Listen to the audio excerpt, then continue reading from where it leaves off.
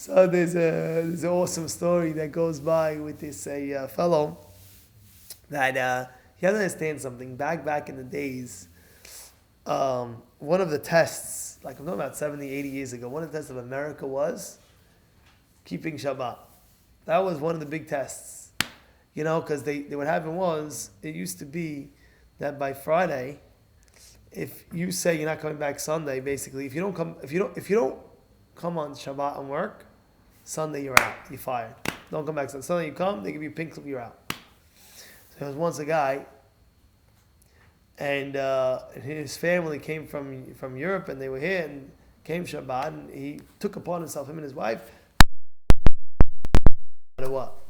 Even if we have to, so every week, on Friday, on Sunday, when he would come back on Sunday, they would fire him because he didn't come Shabbat.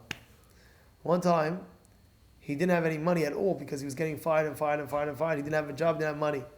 So the tenants, they basically locked him out. No, the landlords not locked him out. Him and his kids took all of that, and he was literally stranded on the street. And now he's in the street, and he doesn't even know what to do. So the landlord said the only place that you could stay is, if you want, you could stay in the cellar, downstairs in the basement, and it's all like black and dark and this and that. It's okay, I have no choice. What am I going to do? So the landlord was at least he gave him that what's it called? That at least that much. He's not paying any rent, so at least go in the cellar. I'll give it to you for free. Fine. It's in the cellar now. One day, his son comes out of the cellar, right, out on the street. And a Jewish man says, "Oh my goodness, we have a Schwarz over here in this neighborhood. I didn't know Schwarz is here in this neighborhood. We have a guy. Schwarz means like Avid, like, you know." Says, "No, I'm Jewish." He says, "I'm Jewish." "Why are you Jewish? You look all black. Like you're all black. What do you mean?" Says, "No." And he goes like this, and he wipes off the black of the coal of the cellar that he's in. Says, "No, deep down my skin is white." And he starts rubbing it and shows him he's white. He's like, "Oh my goodness, how can I help you?" He says, "No, my father's downstairs." He goes there, "Excuse me, you can't live like this." Da, da, da. He's like, "What should I do? This is the whole situation." He says, "What do you mean? I'm also Jewish. I'll help you out," he tells him. He says, "How much do you need to get started?" $500, a lot of money. $500 back then, it was like $5,000, $10,000 maybe even more. $20,000, he takes out $500. He says, "I'm a rich man. I'll give you this money, but you got to promise me, it's got to get out of here. I can't. This is disgusting. It hurts my heart."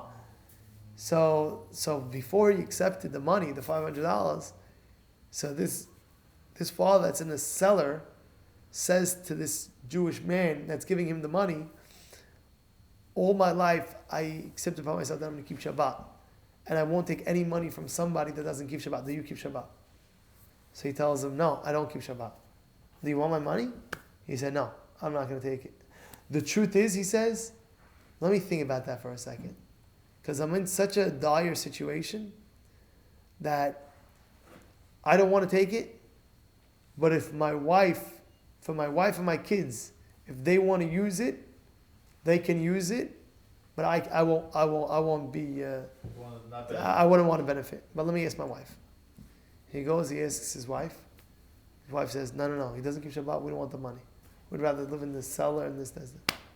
Okay. She goes back, he tells her, "Listen, my wife said, it's okay, we're very, very happy. All our lives we were particular in keeping Shabbat, and this money is not Shomer Shabbat money, we cannot accept." He said, okay. He walked out. He goes back to his house. He says, "Honey," tells his wife, "people are crazy out there." He says, "What do you mean?" I'm giving this guy almost 20 grand, which is $500, like 20 grand. And he didn't accept it because he's saying that his whole life is keeping Shabbat. And since we don't keep Shabbat, so he doesn't want to take the money, he's crazy. His wife sits there, has a tear in her eye. Says, "What's this tear? Why are you crying?" He says, "Because you promised me when I marry you from Europe, if we ever move to America, you promised me that you would keep Shabbat. Now you're a very wealthy man.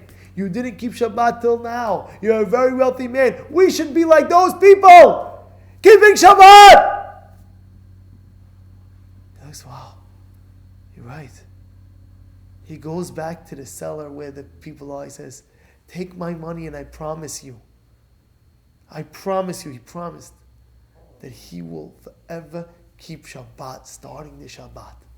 Gave him the money, and till today, his great-great-grandkids are keeping Shabbat.